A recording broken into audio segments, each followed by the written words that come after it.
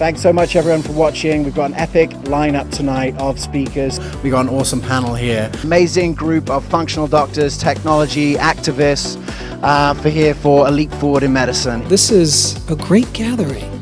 You know, our goal is to make it easy for practitioners to learn in community. There's a lot of community happening tonight. I want to say welcome to all of the communities that are watching at home.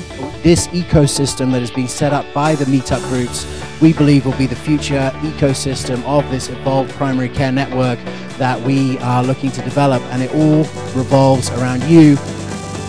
There's an exponential potential to the future of medicine. This is an allopathic conversion machine that we have just created. And it has exponential potential because it can be seen by 1 billion people at no extra cost. That's the beauty of the internet. Welcome to the Functional Forum. Thanks for joining us in the charge to accelerate the evolution of medicine.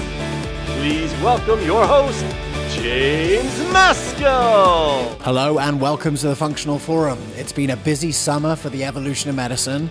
Back in June, we headed to Guernsey for Journey to 100, trying to turn a sovereign nation into the first country to get to life expectancy 100. And at the end of the summer, we did the first Interpreting Your Genetics Summit. And hot on the heels, we have come to the Personalized Lifestyle Medicine Institute's conference at the W Hotel in Chicago to bring you the best bits and some of the best speakers from a truly transformational medical conference. Enjoy.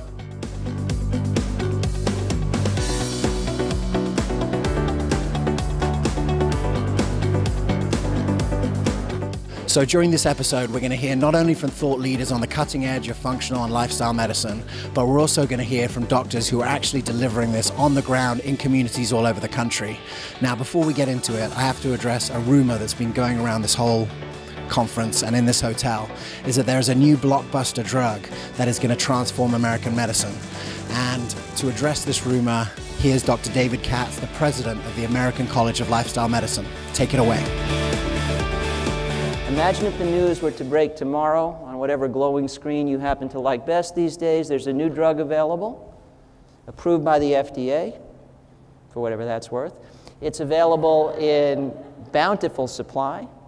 It is stunningly free of side effects, shockingly inexpensive, safe enough for children and octogenarians alike, and taken once daily for the rest of your life will reduce your risk of ever getting any major chronic disease by 80%. Who do you call first? A doc for a prescription or your broker to buy stock? Frankly, both would be excellent decisions, but for the fact that there is no such pill, and in my professional opinion, there never will be any such pill. But lifestyle is exactly that medicine, and we've known about it since 1993 at least, and arguably since Hippocrates. This just goes on and on. All of these studies show the same 80% variance in aggregated chronic disease burden and risk of premature death. And frankly, this is one of the more impressive, consistent, repetitive, percussive drum beats in all of the peer-reviewed literature, with study after study after study after study telling us of the enormous power of lifestyle over nothing less than our medical destiny. This is the diabetes prevention program, where in high-risk adults, a lifestyle intervention was twice as good as the best drug we've got at preventing incident diabetes. This, I suspect, everybody knows. So lifestyle outperformed metformin 2-to-1 in people with pre-diabetes. But again, this message just reverberates through the literature with unbelievable power and consistency.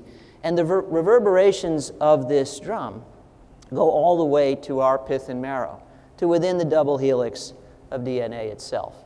And that's why there's so much to discuss with regard to genomics and nutrigenomics, but also the epigenetics to which Jeff has already referred with regard to CTE, but also everything else. So we have evidence that by altering what genes are doing, we can once again alter our medical destiny with lifestyle. Hi, I'm Dr. Andrea McSwain in Lansing, Michigan. And I'm Dr. Lori Zattel in Marshall, Michigan. And our 1-minute tip is to focus on collaboration with the people that are near you. Lori and I live about 50 miles apart. We're both in the beginning stages of our practice, and we're finding that really collaborating together is making us so much stronger. We're able to organize our thoughts better and break through some of the barriers that are inherent in the starting of a functional medicine practice. And what we found is that we're more powerful if we're working on coming up with programming and ideas together. It's not a competitive thing at all. It's like, how can we help each other to be successful, to help as many patients as possible. So now that we know what the blockbuster drug is, let's talk about how we're going to actually deliver this in private practice all across the country and all across the world. The Personalized Lifestyle Medicine Institute was started by Dr. Jeffrey Bland a few years ago, and their main conference, the Thought Leaders Consortium, has really been providing a 30,000-foot view of the future of medicine. Now what we're going to take a look at in this conference is something very different. How do you practically apply lifestyle medicine in private practice? And we're very excited to bring the keynote for this session from the founder, Dr. Jeffrey Bland himself, as he goes through the basis for a future of medicine built on lifestyle. It was an incredible 45 minutes. We got some of the best parts here. Enjoy.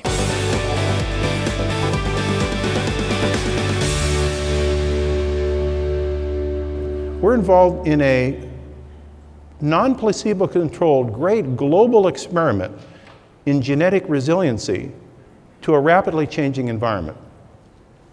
And we're asking the question now, on a human level, cultural, world, global level, how resilient is the human genome to an unbelievably rapidly changing environment? And the news is the yellow canaries are telling not completely resilient, right? Because the yellow canaries are the first individuals with a genotype that is responsive to those changes. It's telling us that it's under alarm. And the conditions that we see prevalent in the world today are disorders that are associated with alarmed genes. They're going into defensive battle against a hostile environment. So when I hear people talk about that that person has a disease gene, like for rheumatoid arthritis or systemic lupus erythematosus, an autoimmune disease, I say, no, they don't have a gene for that disease. They have a genetic response to an environment that maybe in a previous era and some distant ancestor gave them selective advantage against an infection that might have killed everybody else but not them. But now in this environment, it becomes a disadvantage, because now you get the collateral damage to the individual from their genes responding as they were supposed to have responded some many generations ago. So I think the term disease almost is a little bit of a, it has an element of discrimination, I think, associated with it, that makes a person feel unworthy or less than whole. But maybe they're actually super whole. It's just the environment they're in is not matched to their genetic uniqueness. Okay, so what is then personalized lifestyle medicine? And Dr. Minnick and I wrote this article a number of years ago in 2013, in which we tried to differentiate lifestyle medicine, which is, by the way, very valuable, to personalized lifestyle medicine, because we feel that the health of the world is really a result of the health of each individual, one at a time. And so if you want to get the world to be healthy, you need a bunch of healthy individuals. And each individual is slightly different one from another in how they respond to the same signals. So the more we can understand what signals turn on the right genes in those people, the health promoting characteristics, the more successful we'll be in creating a globally healthy community. Now that does not mean that public health is not valuable. It's extraordinarily valuable, but you probably know what's going on in public health now is its trajectory is towards what's called personalized public health.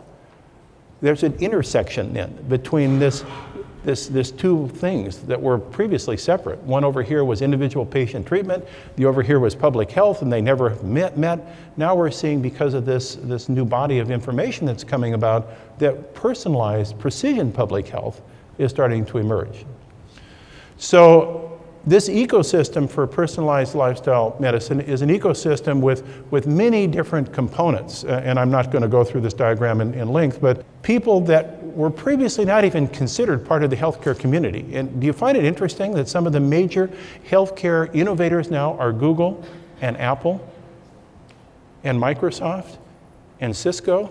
I mean, you say, really? I mean, these aren't even things in the healthcare community, but they are because of the information content that is necessary to be digested to produce an understanding of this complex interaction of genes and environment. These companies have some leadership in how that information can be aggregated using machine learning or complex informatics. So there's many different parts of this community that we're starting to learn. These are our friends, right? And starting to converge to a new model of what healthcare would be, including biometrics, including exercise physiology, including, you know, the whole area of behavioral psychology. I mean, I could go on and on and on, but there are many layers on this system that require collaboration. So we see then personalized lifestyle medicine as being part of this schematic view of health and disease that most of us grew up with in this room, in which we recognize that health or wellness can be on a very broad scale, from everything from optimal health on one end to the complete absence of health on the other, which we call death, right? And you can reside on various places within that continuum as an individual based upon how your genes are matched with your environment. And you may be somewhere before you're diseased, so you're just kind of chronically unwell, but generally if your genes and environment are mismatched, the trajectory goes towards increasing severity, duration, and frequency of symptoms, which will get you eventually to a name of some ICD-10, right? Eventually. So this construct is involved with, let's early on understand the individual and help guide them by collaboration to find the right environment for their genes so that they don't move over that threshold when they are moving through their life process, which we call disease. And so this little cartoon kind of diagrams or symbolizes everything I'm talking about, that our information content, our legacy and our book of life is being impacted by signals that come from all sorts of things that turn on different messages within our genome. Some of those messages are alarm messages, other messages are bliss messages, and the bottom line is that most of us know where we are on that interface. If we really tune into our body, we can kind of tap into where we are on that sequence of events of how our genes are responding to our environment. Now let me go off the reservation here for a second and raise a question. Do our genes necessarily in themselves, are they hardwired to produce a specific phenotype? And that's an interesting question, right? So do we have like depressive genes, so you're just going to be depressed because you've got those genes? Or are you going to be an extrovert because you have extrovert genes? And or an introvert will never be an extrovert. I mean, these kind of archetypal Myers-Briggs personality characteristics. So again, I'm going to go back to dogs. Great teacher. I've often said that if you could take the genes out of my golden retriever, and insert them in humans, we'd have no wars. And everyone would love one another. And so what is it about dogs? Because dogs are very close genealogically to wolves, right? And in fact, if you do genome screens, a dog, their genome is as close to a wolf's genome, actually even closer, than we are to chimpanzees. And as you probably know, we have 97.6% homology with chimpanzee genomes. So you start to say, well, hold up, my dog really doesn't behave like a wolf, so what's going on? Well, it's been found that there are two genes that are epigenetically modified by methylation in the wolf genome to produce the dog docility, right? A dog that's loving. Epigenetic effect of environmental, lifestyle, and genetic traits, right? This is another part of our story. So we have this big tuning knob called our genome. Then we have a fine tuning knob called our epigenome, which are marks that we put on our genome from experience that we have that then regulates how our genome is going to be expressed. Am I making sense here? So we really can't change our genes, but we can change aspects of our genomic marking that we call epigenomic that then patterns how our genes are going to express themselves. So going back to our dogs, domestic dogs, the concerted impact of domestication is on these transposon insertions by epigenetic modulation of the wolf genome to produce the wonderful personality of our domestic dogs, right? So what happens if we took humans that were more like wolves and made them like domestic dogs by the right environment? So I think that you can think of all sorts of metaphors here, and you actually, like in movie scripts, like The Wolf on Wall Street and all sorts of things, you know, about, so what kind of messages do we send to our genes to create our behavior? Now let me give another example. This is one that's very topical. The football season is upon us. So we all know about the traumatic brain issues now that are undoubtedly going to change American football significantly over the next years to come, probably through litigation, and so that will change the way football is played, I'm sure. And so you might say, well, what is this all about? Well, it turns out that if you look at the data, and these are the JAMA papers that you probably saw about the clinical pathological evaluation of chronic traumatic encephalopathy, CTE, in American football players. This is high school, college, and pro players that you've heard so much about, that the brains were shown on that previous slide, that individuals had died and willing to have their brains pathophysiologically evaluated. And what they're saying is that the signals that these brains get from these concussive injuries are such that they set in motion a degenerative condition that can resemble Alzheimer's, right? Or other kinds of situations involved with dementia. Now let me think about that just for a second in the context of what I've just talked about. How does that work? So you have a mechanical injury, right? A mechanical injury is that this organ is slammed against the skull through this impact, and it suffers some kind of a bruise. Now, we think of a bruise on our arm healing and going away, and then our arm is fine. But this particular injury has a replicative sequence over time that doesn't get better. In fact, it gets worse, and these people don't get dementia immediately. Their brains become more fungiform over the course of 20 or 30 years, post even their career as football players. Now, what is going on there? Think about that for a moment. The only way that that can happen is if you've epigenetically changed gene expression. So we have a mechanical signal called concussive energy in injury being translated into a progressive gene expression change of alarm in the brain, in which the collateral damage is the neuron itself that leads ultimately to neuronal depletion and dementia. Now that's a very different way of thinking about these things, just in a context, this lens of thinking about genes and environment, because now we're talking about progressive, something that goes on in the absence of the stimulus. It continues on to progress because you've reset gene expression patterns in a new homeostasis, which is the homeostasis of degeneration. We often think of homeostasis as a term that refers to proper blood sugar management, blood gases, blood electrolytes, you know, around those normal values. But homeostasis could be the homeostasis of alarm in inflammation and hyperglycemia. And you know, so how do you break that steady state, the homeostasis of dis-ease? You've got to reset the genetic programming that's epigenetically been modulated through that event.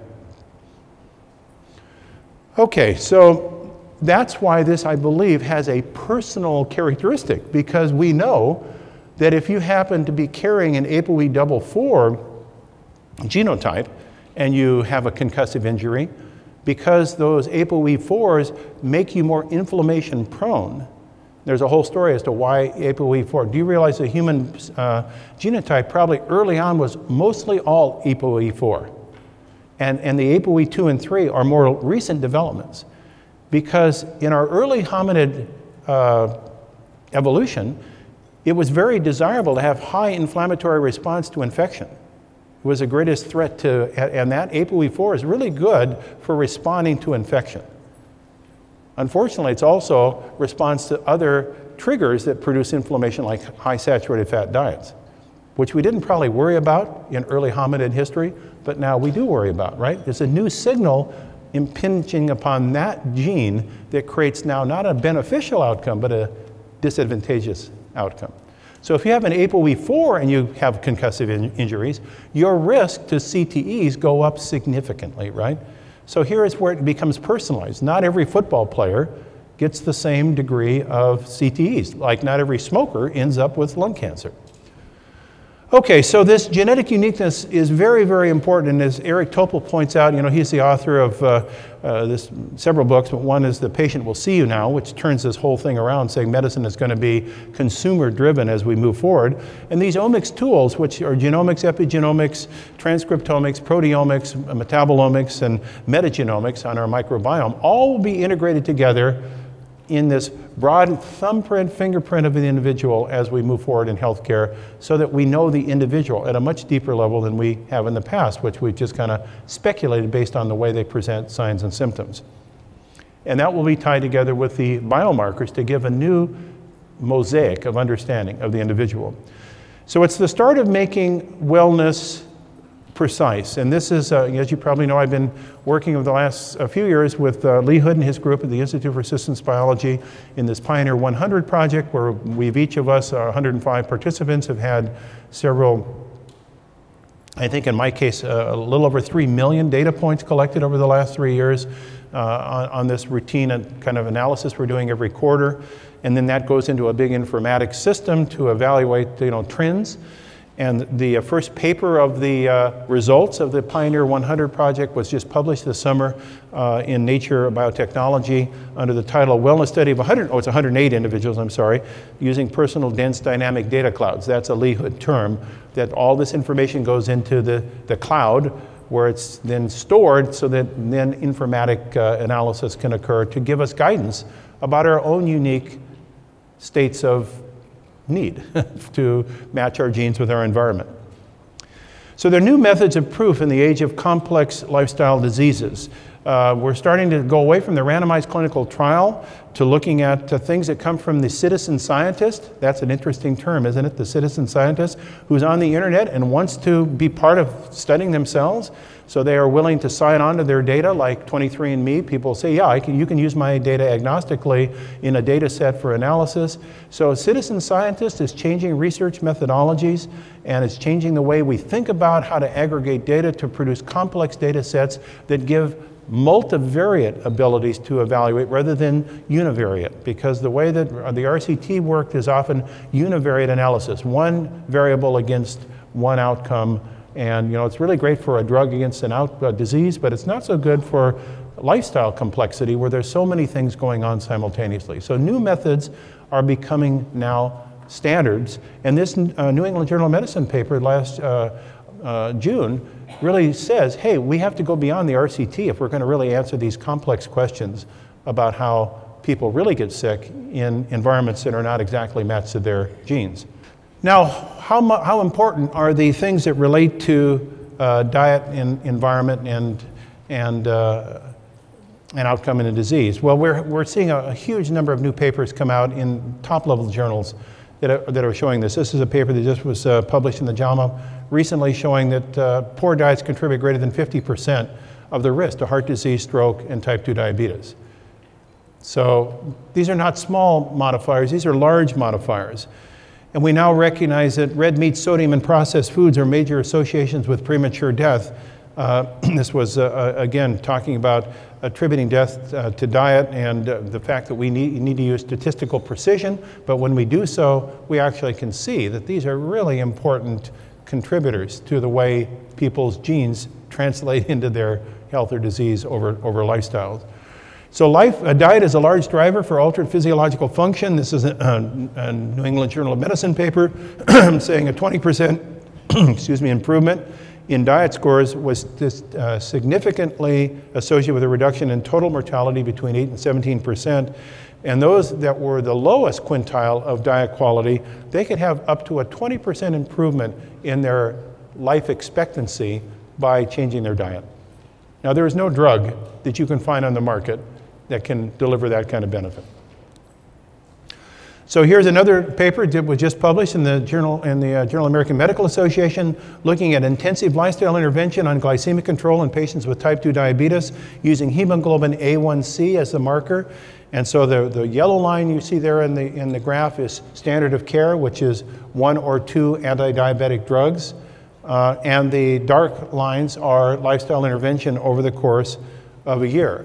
And what they show clearly is it's as good at lifestyle intervention is as good or better than standard of care with lowered incidence of adverse side effects. So diet and exercise lifestyle speak to our genes. And in fact, this question that was raised in what is arguably considered the top journal in cell biology called Cell, the article was entitled, "Will Diet and Exercise Save Us All?" ? And the answer to that, if you read the article, says it's likely it will if we can just implement this. Now these are the fundamental highbrow scientists, right, doing the basic science research on cellular biology and physiology, who are coming to the conclusion from all this data that yes, this is how powerful these signals are. So will it improve patient outcome? And the answer is yes. Personalized nutrition by prediction of glycemic response. This is work that was done in Israel you're probably familiar with, showing that prediction based upon these personalization, genomic and phenomic information take on patient was accurate and superior to common dietary advice, and they could do a much better job in guiding people away from type 2 diabetes by using personalized intervention than by using community-based population information. And what kind of diet do we think about? Well, as you probably know, the topic of the day right now are these fasting mimicking diets, or FMDs. Very, very powerful information now at the cell-based levels in both animals and humans, showing that if you can keep from eating for at least 12 hours each day, that you're doing some very good things to your beta cells and regenerating their insulinogenic capability. If you can move yourself into this kind of what probably was the way that people had to eat, or did eat for much of our human history, which was not available calories at 3 squares every day with snacking in between, but rather this fasting intermittent intervals. And when we're talking about fasting, we're not talking about like cold turkey fasting. Here we're talking about, and we're not even talking about what's called calorie restriction. We're talking about the rhythm of life, a temporal use of eating in such a way that you're not eating with, throughout the whole day period. You have at least a 12-hour rest from the last time you've eaten until the next time you eat. So say 6 to 6 or 8 to 8 or whatever it might be.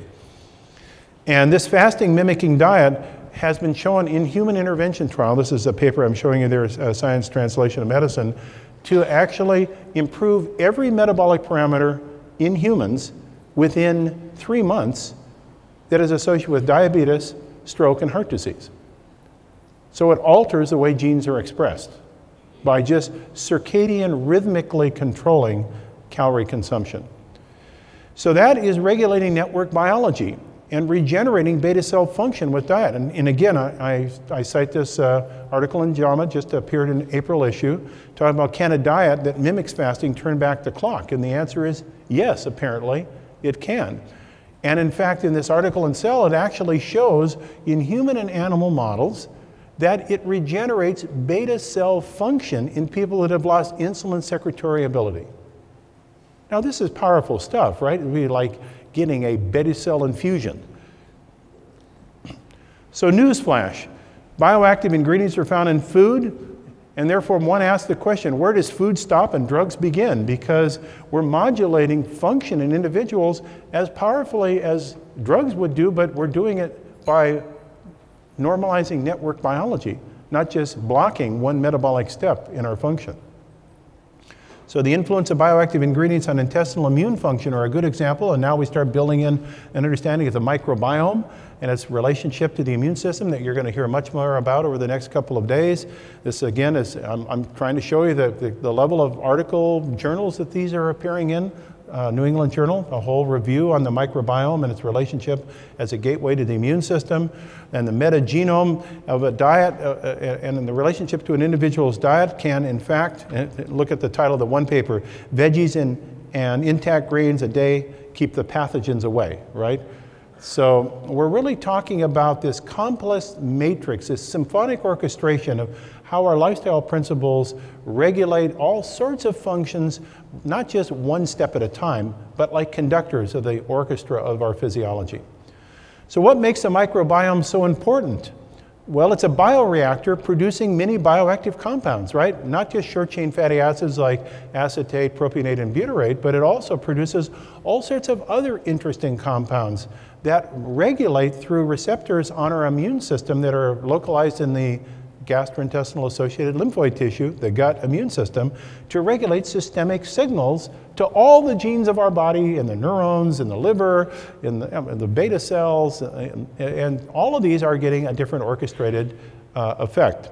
And in fact, one of our colleagues, Patrice Connie, that we've collaborated with at Catholic University in Belgium, this paper that he and his colleagues just recently published showed that one of the interesting organisms in the gut microbiome, called Akkermansia muciniphila, that it has in its cell wall a protein that if you were to sterilize, in other words, you kill the bacterium, you take that cell wall extract and you give it to animals, treats diabetes, right? So these very unique compositions of the bugs that live in our gut are communicating in multiple ways with our receptor systems to produce function, basically, systemic function. And we also know they're involved with sending on secondary chemicals that are involved with hepatic detoxification. So if you consume drugs, it's not just the drugs itself, but it's the metabolic byproducts of the drugs that come from your own microbiome that lead to different responses to that drugs. Some are adverse side effects because that person, by their bugs in their gut, produces secondary chemicals that are not so good for the individual. These are things we never even thought about, by the way.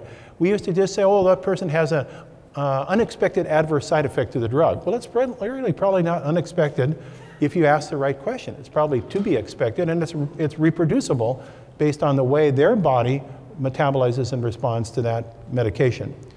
And then we know that the gut, through this complex signaling mechanism, ties itself to the brain, to the enteric nervous system. And as Michael Gershon told us many years ago, the gut is the second brain. And because the gut produces things like the enteroendocrine hormones, called the incretins, like glucagon-like peptide 1 and ghrelin. And I mean, you have all these various interesting things that are being produced that are neuroactive from the gut that regulate gene expression and function. You produce neurotransmitters. You probably know the biggest source of serotonin in the body comes from the gut enteroendocrine cells. And lipopolysaccharides and the gut bacteria, these cell wall debris will activate the pattern recognition receptors, the so-called toll-like receptors. So the point I'm really leading you to as we bring this to close is that there is a very, very profound interrelationship between our specific environment, our unique environment, and how our unique genome, book of life, responds to give rise to our health and disease patterns. And that's why we advocate moving to a personalized focus about how we're going to deliver lifestyle healthcare. And I was very pleased to see just this last week in JAMA, Alessio Fasano, one of our great leaders of the field at Harvard, doing the work on gluten enteropathy and celiac disease, believe it or not, was able to get through the referees of JAMA this paper that talks about celiac disease and non-celiac gluten sensitivity. Now I want you to remember, it was just 5 years ago that JAMA had a paper saying there is no such thing as non-celiac gluten sensitivity. You either have celiac disease or you don't. There is nothing in between. Now, this paper clearly defines the frequency of response, adverse response that people's immune system have to gluten-containing grains is much greater than one would have expected on the basis of just celiac antibodies alone. And this non-celiac gluten sensitivity is a real phenomenon. What I'm saying is, this is the opening of a new age to recognize the importance of individualizing lifestyle to produce healthy outcomes, and it will transform medicine. And I'm privileged to be still part of this extraordinary process that will deliver to people benefits. And as Linus Pauling said, our objective is to reduce human suffering. And this particular approach, this philosophy, allows us to move to the most common conditions of concern globally, which are non-infectious lifestyle-related diseases. Thank you very much.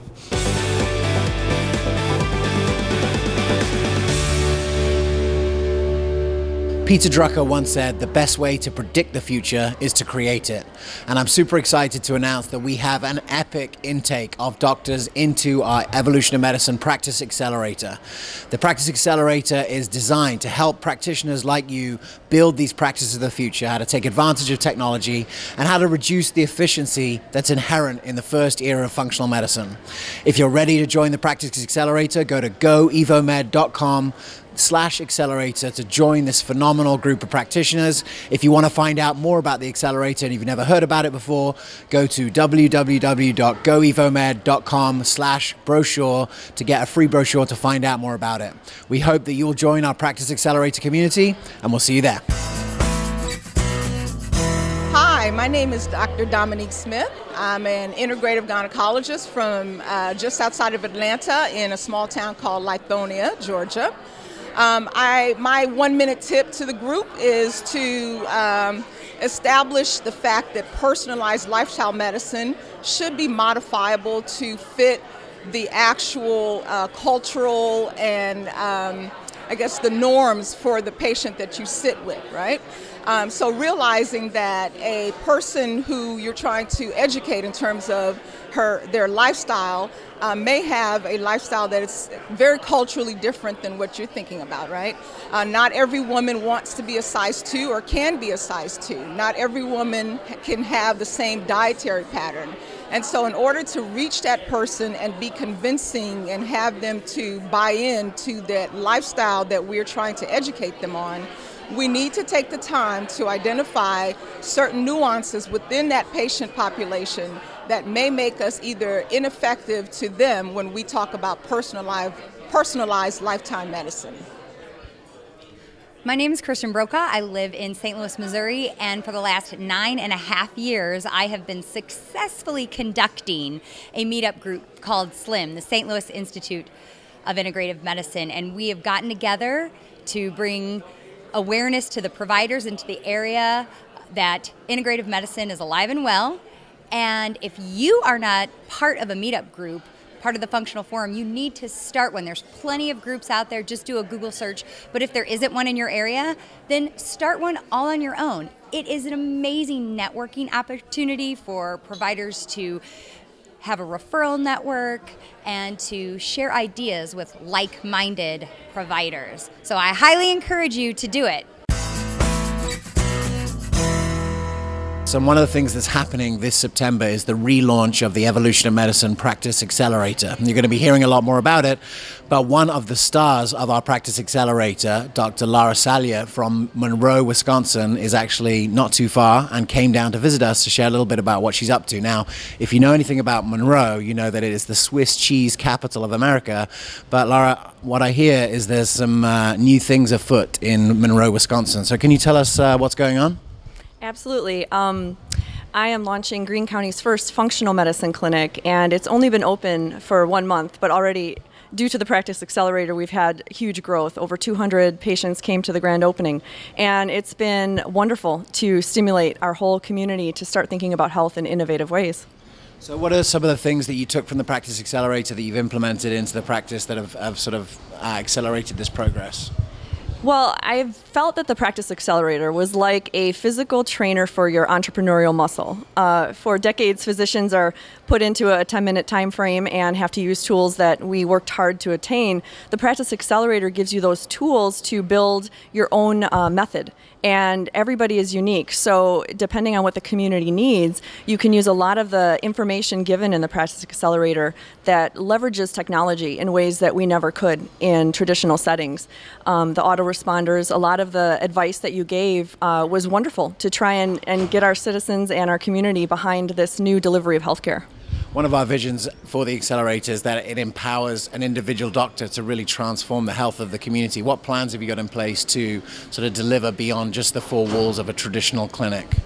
Right now, I am starting to look at getting a movie through tug.com and getting the community behind some different aspects of food and what they eat. So we're partnering with nutrition coaches.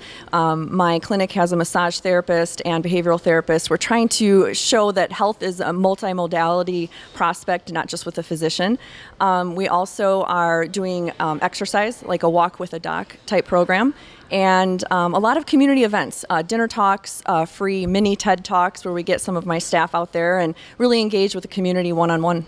So one of the things I've been super impressed with is just the documents, the graphics that you've come up with that I've shared on social media because they've been really well.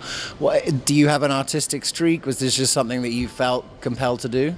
I do have an artistic streak, amateur artist, and all the artwork on my walls is all from me. So this break away from the traditional medicine was my rebirth and my own personal hero's journey where I decided to give medicine the way I wanted. So a lot of my artwork is representing going against the grain and being authentic and curious, and I think patients are ready for that. So yeah, I love infographics and capturing people's attention and delivering little bites of information that are powerful. I think you got a future in interviewing. Look at this. This is very good interviewing. So look, just one thing about the Practice Accelerator. We are bringing together a community of doctors that are doing it, really doing it. And one of the coolest things about the Accelerator, if you go into our Facebook group and you post a question, you're going to get answers from doctors like Dr. Salia before probably I have an opportunity to even get in there. And the knowledge and the inspiration and the practical skills of what's happened from people who have actually been doing it is totally transformative. And so I just want to appreciate you for not only sticking your neck out and actually doing it, you know, that takes a lot, but also the support that you provide to everyone else in the group is helping literally hundreds of other doctors achieve their vision. And I see so many doctors here at this conference who really want to do it, and it's cool to have a conference and come to get inspired for a weekend, but what are you actually going to do when the rubber hits the road when you get home? And having that supportive community is ongoing. We're building it at the Practice Accelerator. Hi, my name's Swathi Rao, and I am a provider at a practice called Be Well Family Care. Our motto in our office is that you have to eat well, sleep well, move well, and poop well in order to be well. And the thing that we do differently in our office is instead of just teaching patients the mechanics of how to do this, we're trying to implement that into their lifestyle. So we are doing group visits in a teaching kitchen. We do stepper classes where we can exercise during our office visits. We have all kinds of different facets that we can actually bring all of that into reality so that patients can actually make a difference and change their attitudes to, I want to be that person that has optimal health, to, I am that person that provides optimal health. There's been a lot of really great information here at the conference, and here's another segment that I think you'll really enjoy. So making lifestyle practical, here we go with this mindset of we're creating a whole new structure to support a new need. Okay, the new need is personalized medicine for chronic disease. So what we're going to do is we're going to learn from business leaders. The first one's name is Wilfredo Pareto. So he's an Italian sociologist and economist back in the 1800s, and he noticed this principle or truth that seemed to keep coming up to the surface, and it's called Pareto's principle. So what Pareto said is that 20% of your work yields 80% of your outcomes. So here's a common example, some common examples. 20% of the services you offer likely create 80% of your practice revenue. 20% of your patients cause 80% of your problems. 20% of your supplement line yields 80% of your supplement revenue.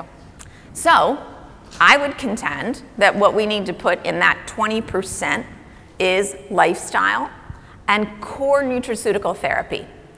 That takes care of 80% of my patients' problems. If I can flip lifestyle signals and replace some key nutrients based on their timeline. You know, if I see that they had a horrible gut, I'm gonna go in with my core gut stuff.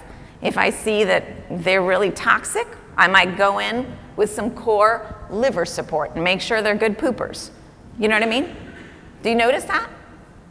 Like you probably have your wheelhouse of things that you're like, this is my go-to, this is my go-to this, my go-to that. I want you to know that you probably, 20% of what you do is probably yielding 80% of all the good stuff that you put out in your practice.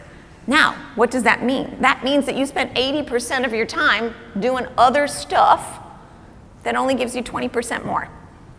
So, we many times, through intellectual masturbation, spend time figuring out the 80% versus trying to nail and scale the 20%. This is what I would ask you to pause and reflect on. What do you do most of your day?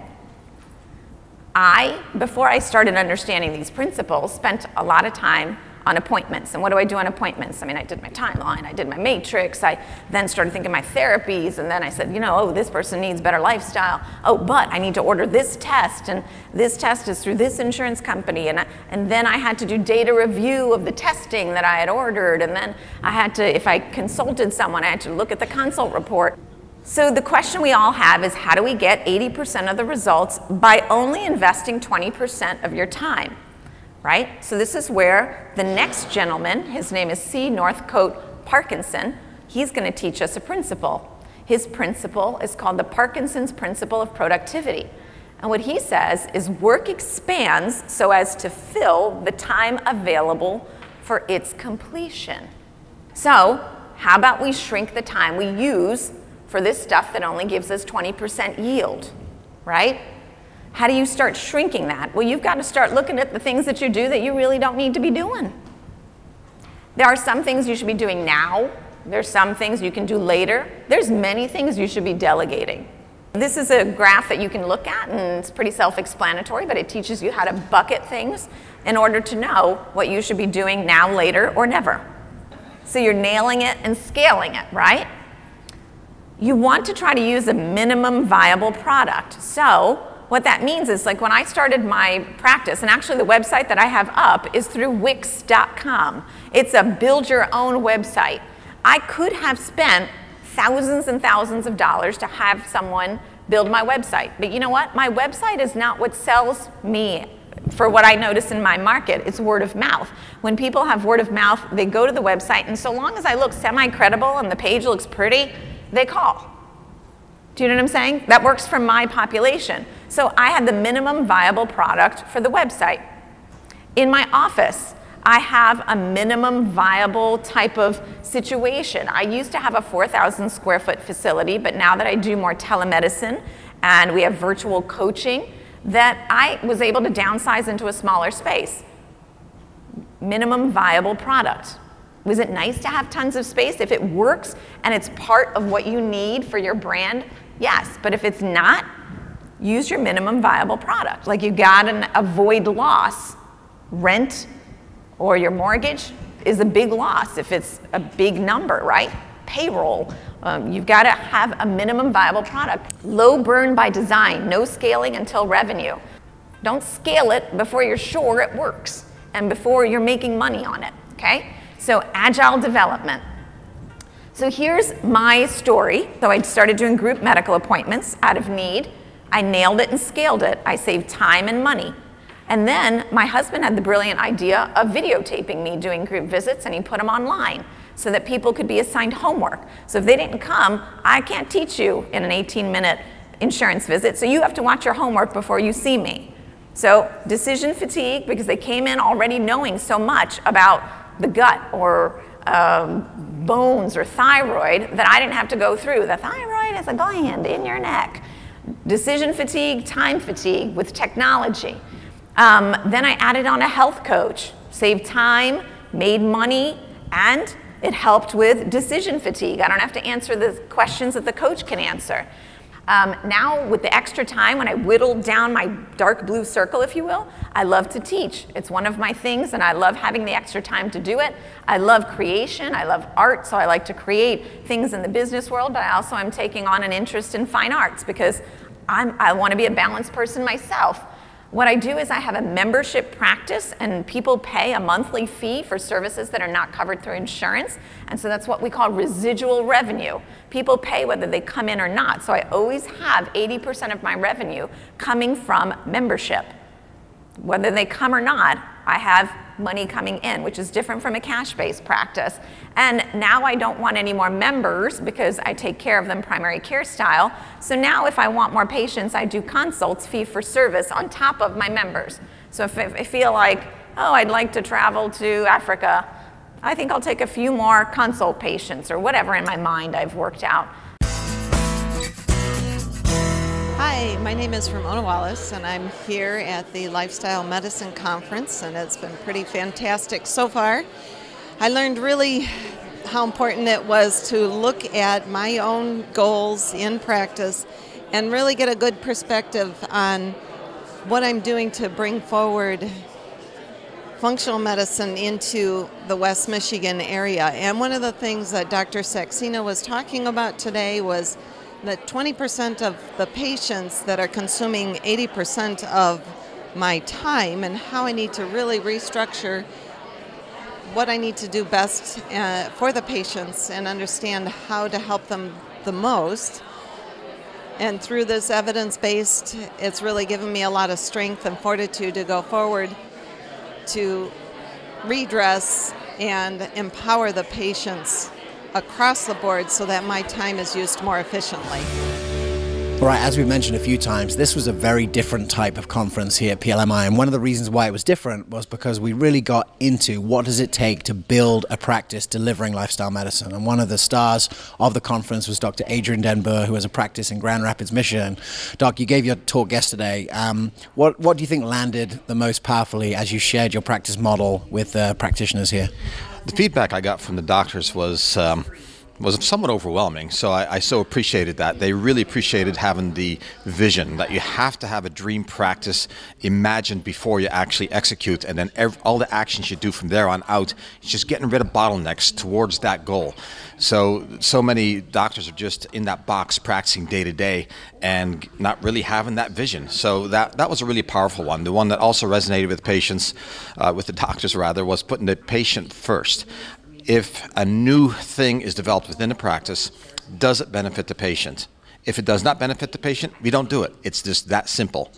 Serve the patient, serve them well, and they will treat you well. It's just really that simple. What are some of the common bottlenecks that you've heard that people are having that you maybe help to them to unlock? One of the bottlenecks is that practicing functional medicine, you have to spend oodles of time.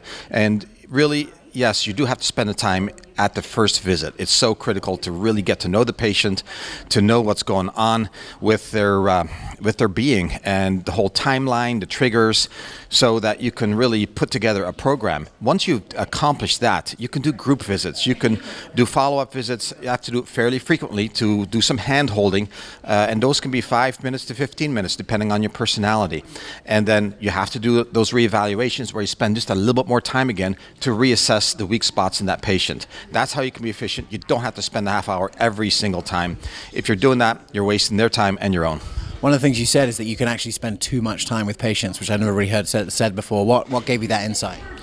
The patients that I pour the most energy into, just all kinds of time and teach them all little individual things and just really poured my heart and soul into it, my worst patients. My worst patients, they did not last, they did not stay with us, they did not pay. The list goes on and on and on. The ones that I thought I ignored a little bit, lifelong patients. So I started cluing into that what the patient really wanted was a loving, caring parent authority, not a friend.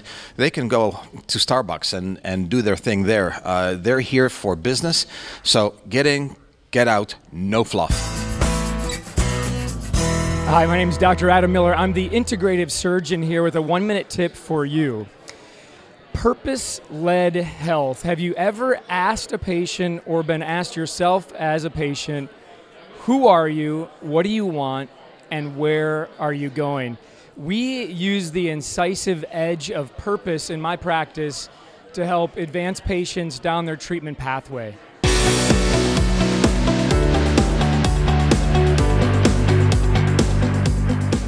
One of the biggest innovations in this conference is what they call the Lifestyle Medicine Incubator, looking at different practice models.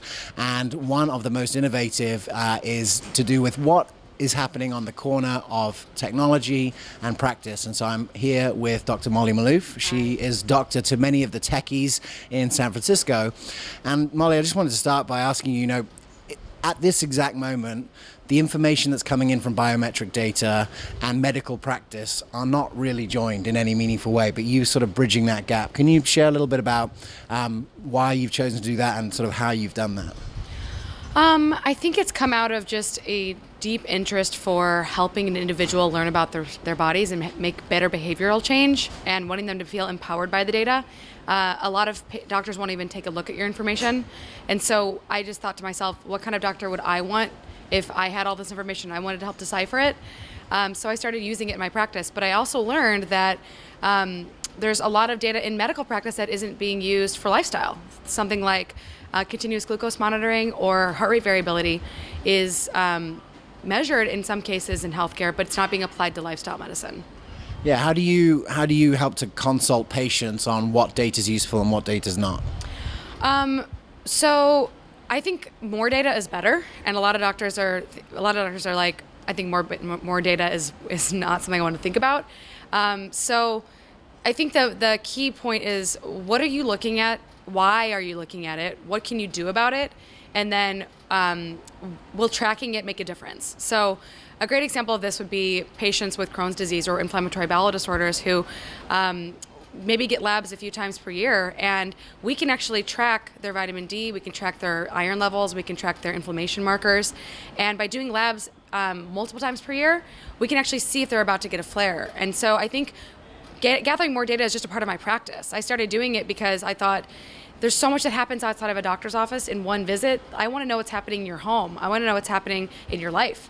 And so part of what I've been doing is just basically my practice is kind of like a lab where I do a lot more tests than a typical doctor would because I want to figure out what's meaningful. And over time, I peel away what isn't and I add what I think is. And then I've developed a practice around this, which I'm going to talk about today. Amazing. And so, this is still sort of only happening in San Francisco. As more and more people in middle America start tracking the tracking data and so forth, how do you see that this kind of care is going to sort of scale out to the average doctor who's probably not as comfortable with the technology yet as you? Well, first and foremost, I think we need like a fundamental paradigm shift. We are dealing with an illness system.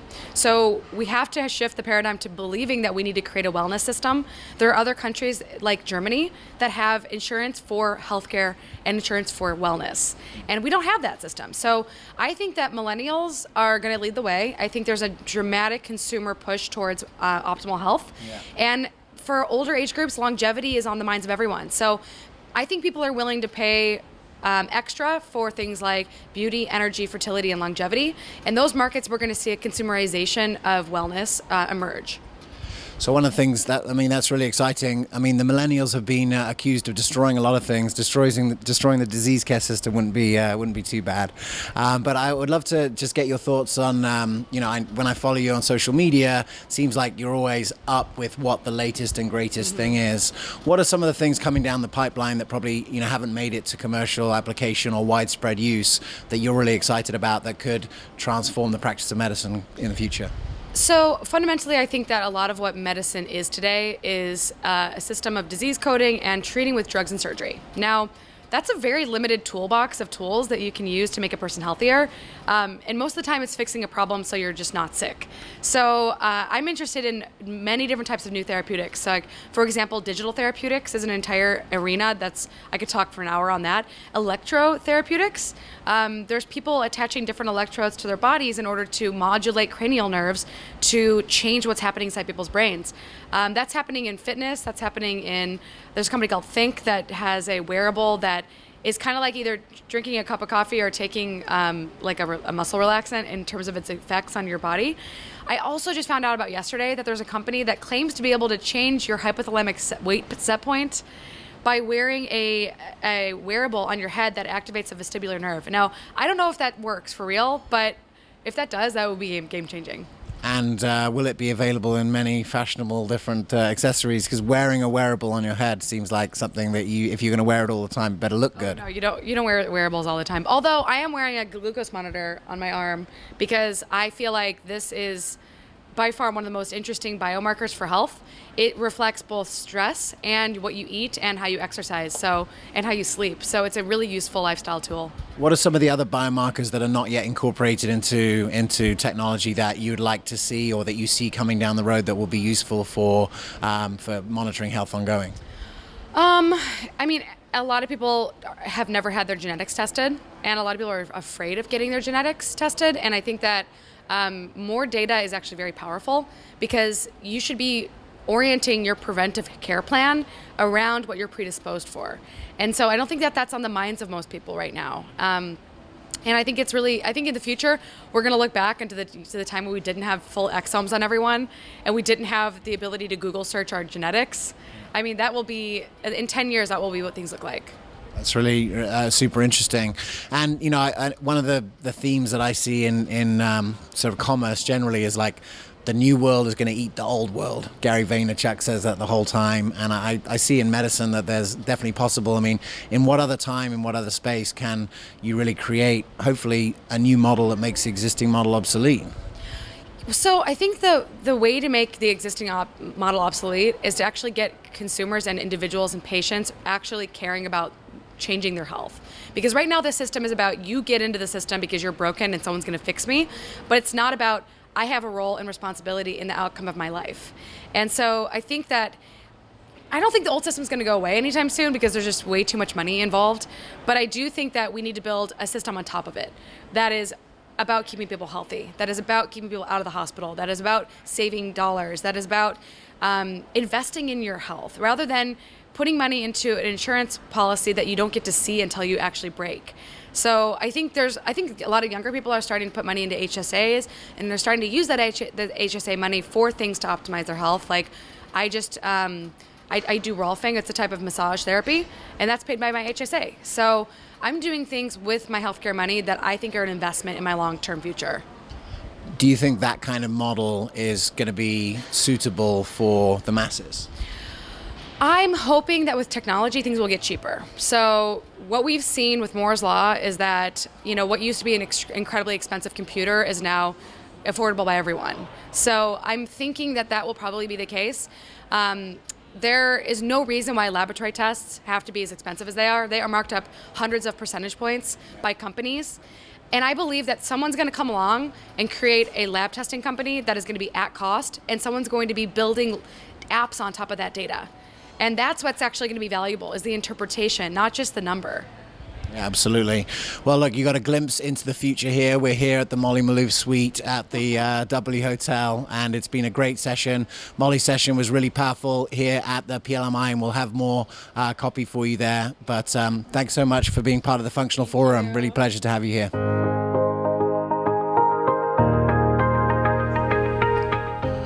Remember a few years ago when we used to have sponsors on the Functional Forum and we would interrupt the content to hear from those sponsors? Well, we canned all the sponsors because now we're the sponsor. If you have not read The Evolution of Medicine, you can get a free copy of the book at goevomed.com/freebook.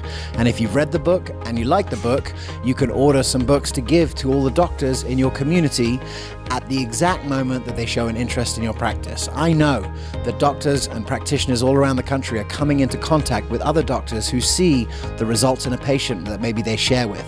Perfect time to give them the book. They'll think you're great. They'll give you loads of referrals, and it'll be a great move. So this break is brought to you by The Evolution of Medicine. Get the book. All right, we are here with Dr. Anup Kanodia, who's one of the speakers here today, and just finished your lecture, Doc. And one of the things that I came across really well for me was just you had an idea of these 6 questions that need to be answered for people to actually make a lifestyle change. And I know that practitioners at home are dealing with this all the time. So can you break that down for the people at home? Right. So 6 things. When we're looking at what do people want to know? Should I do nutrition or not? Why are you making the decision that you're making? What are the alternatives to your decision? What are the risks and benefits? What's the uncertainty of it, of this decision you're making? You have to ask them, do they understand what's going on? Most times they don't actually understand what you're telling them. Yeah. Take the supplement, how you take it, or the supplement, or the food. Also, is it okay to do this? Is it your preference to do this? Most times we push something on them, and they don't really want to do it. This is a fundamental realignment in how to practice and how to engage people into the process, isn't it? Correct. The average doctor does 1 out of these 6. Yeah. And so we wonder, why are people not making lifestyle modifications? Because we're not addressing 5 of the 6 reasons that they're going to actually make that lifestyle modification. It seemed like maybe you learned this the hard way at the beginning. Absolutely. Yeah. You know, I was racking my brain. Why are these people not doing what we tell them to do? Yeah. It's because we think we know how to tell them. We don't. So it's more of a conversation than telling them everything, right? That was the name of the talk, was about having real conversations with patients. It's a two-way street. You know, the average doc talks more than they actually listen. Yeah. They never really engage the patient. They never look them eye in the eye, the heart to heart. Yeah. One of the things you said at the end, which was interesting, was like asking them out of 10 how likely they are to do this protocol. And maybe that's a quick way, even in a short visit, even if you're practicing right now just doing, you know, traditional medicine, where you can really sort of get into some real talk with people in a short period of time. Right. So you've outlined a 3-step, 5-step process for a patient. I say, read those 3 steps. Take a second. How realistic are you going to do these 3 steps on a scale of 1 to 10? If they score 6 or lower, they're not going to do it. Have you found that patients can accurately score themselves? Absolutely. Yeah, they know themselves. They know themselves. Say, the next month, 2 months, what's the realistic? And they'll say a 5, a 4, or an 8. And then if it's an 8, you have a chance. Yeah. If it's a 4, let's make another plan. Beautiful. One of the things that I felt from your talk was a sort of a significant level of empathy, because one of the things you talked about was how to put yourself into the patient's shoes. So can you talk about like how you do that and what other clinicians can do at home to maybe create a bigger level of empathy or a more significant level of empathy in a short period of time? So after they tell you their symptoms about their IBS, fibromyalgia, take a second and say, what would it feel like if I had those same symptoms? And just use a sentence, 1 sentence. Say, I can imagine it is frustrating to have those symptoms. Or I can imagine it's scary to feel that way for 10 years now. When you do that, you shift the conversation from just a doctor-patient to a true or real conversation. This doctor actually cares for me. I might be able to build trust. There might be a commitment here. That's that empathy. When you do that heart-to-heart connection, that 1 sentence, you have a 10,000% better chance of connecting with the patient. A 10,000% better chance of them actually doing something, starting a process, completing it, and recover. I mean, that's a pretty significant number. It's a big number, and it just takes 10 seconds of your time. Let me ask you, is that something that has to be done? Is there a certain provider that has to do that, or does that just have to be someone in the provider team? Anyone on the team. So my skill set is figuring out why someone is sick. Yes, I do. Yes, I incorporate these things, but we have a health coach. Our health coach's goal is to be their friend. That's all the goal is. Yeah. So she is very empathetic. She's not sympathetic. She doesn't cry with them, but she empathizes with them and says, yes, this must be really hard. Let's help you. So it can be your front desk. It can be the dietitian, the health coach, anyone, the nurse. People, just want to be heard. Well, look, I have to say it was a really compelling presentation. You know, all the way through this weekend, we've been hearing about what does it actually take to facilitate personalized lifestyle medicine, and lifestyle medicine includes the patient. And I just want to share my appreciation for what you brought on the stage, what you brought here today. And for those of you listening at home, if you can put any part of this into practice, you're going to see significant results. 10,000% sounds like a reasonable bet to me. Right. Well, and I want to thank you, James, for everything that you're doing for the community. I really mean it. We were talking off stage about how much traveling he does, and we should all give thanks. So if you're watching this, please put a comment below and say, hey, thank you, James. I really appreciate all the work you're doing. for the whole community. Strong squad over here at PLMI. Thanks, Dr. Kanodia. Why did you guys start the LMRC? What was the sort of the starting point for it? When we look at clinicians, if you look at Dr. Bland and the whole functional medicine movement, it's gaining steam. The flywheel effect is happening, and there's a lot of, unlike a lot of the mavericks of old who had kind of, blazed the trail, there's a lot of you even here in this room, along with some new people that are coming alongside that and trying to do this medicine better. And so we really feel like if we're going to transform the practice of medicine, we have to give you tools, and we have to give you resources, and we have to give you things to help you actually implement this medicine better. So when we talk about implementation, the whole focus of this event here, that's really what we're looking to do at the Lifestyle Matrix Resource Center, is give you implementation tools to communicate and reinforce important functional medicine concepts to help your patients learn and get better. The first time I came across it was actually the group visits where Shilpa had, I think the first one was in one area and then you built more. Yep. What is it about the group visit structure that fits so nicely into what you're talking about? Yeah, so a lot of the tools that we've created are really designed to be used at the very beginning of the time when you're meeting a patient for the first time, all the way to the follow-up visit, and then through to the group visit. And so many times as clinicians, you'll see a patient on that initial office visit, you'll do additional lab work that needs to be done, and then sometimes you develop your treatment plan, and then sometimes it's 3 to 4 months maybe before you retest that patient or re-engage with that patient. And so the idea with the group visit is that it allows you to keep the patient tethered to you, see them back maybe a month to a month and a half after that follow-up visit. You can get paid for it, whether you're in an insurance practice or you're in a cash-based practice, and group visits will really help clinically, financially, and operationally for you to really take your practice and do some really unique things with it. Yeah, absolutely. I'm really thrilled that you guys created that, because there are people that want to do it, but how to operationalize ideas, right? The last thing I just wanted to ask you about, in our Practice Accelerator, we've definitely identified that when you're starting a practice from scratch, niching into a certain niche, whether it be like digestive health or hormone health or whatever that is the quickest way, because people don't think they need personalized lifestyle medicine. In fact, they never even heard of that before, or functional medicine, or whatever word you put in front of medicine that they don't know. In their mind, they're just like, not the real medicine, right? They just know they have a digestive issue. They know they have IBS, in there. So can you just share a little bit about what you've done to sort of facilitate, to make it easy for doctors to practice in a niche? Yeah, so our programs that we've developed focus around the areas of stress, immune, and the gut. And if you think about, we call that the core, and that's really where most of you are all day, every day with the majority of your patients.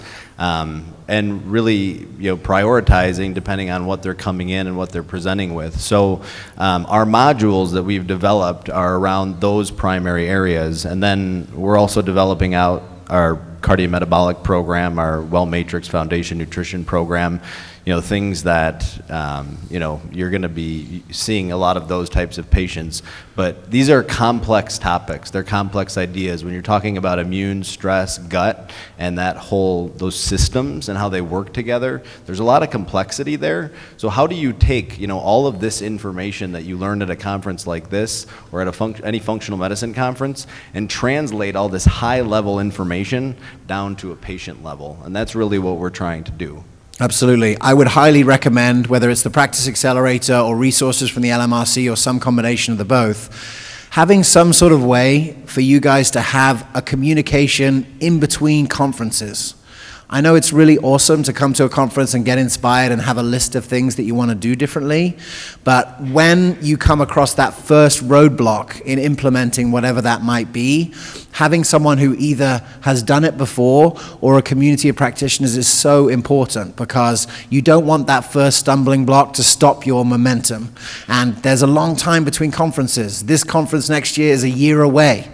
If you really want to make progress in the next 12 months, you're going to have to implement outside of outside of this and some of those resources. And I know that you guys have actually people in the organization now who are dedicated to supporting those channels, right? That's right. So on the inside, you know, from a marketing perspective, we don't hire marketers per se to manage these brands. We hire clinicians because they've been in practice, they understand the things and the challenges that you have. And then we're working with people like Dr. Saxena on the outside to speak into some of the things that we're creating, so that by the time we bring it to you, it's really, really robust.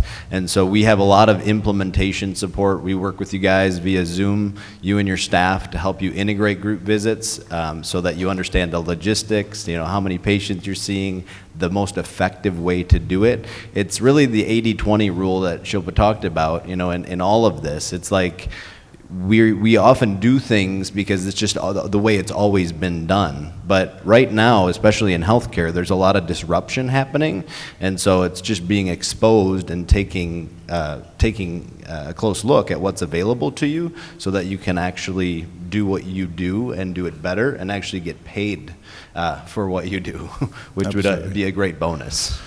I think that slide that John put up yesterday about taking a goal, splitting it up into the sub-goals, and then those sub-goals into sub-sub-goals, and thinking about it, I think that kind of structure is what needed to facilitate your practice goals here. So you may want to just take a few minutes to think about what is the major thing. Like your brain has been transformed to a certain degree about what's possible, I think, hopefully by this weekend, and will continue to be. And so now it's all about taking that back and implementing it. Everyone in this space at this moment is betting on the physician entrepreneur. We're all betting on it. I think it's a good bet. But ultimately, whether or not it succeeds or fails is sort of out of our control. We're doing as much as we can to be able to facilitate that. It's on you guys to be able to do it. So anything that we can do at the Evolution of Medicine, at the Lifestyle Matrix Resource Center, at Orthomolecular, we are in the business of empowering clinician entrepreneurs to build the medical practices of the future. So go get them.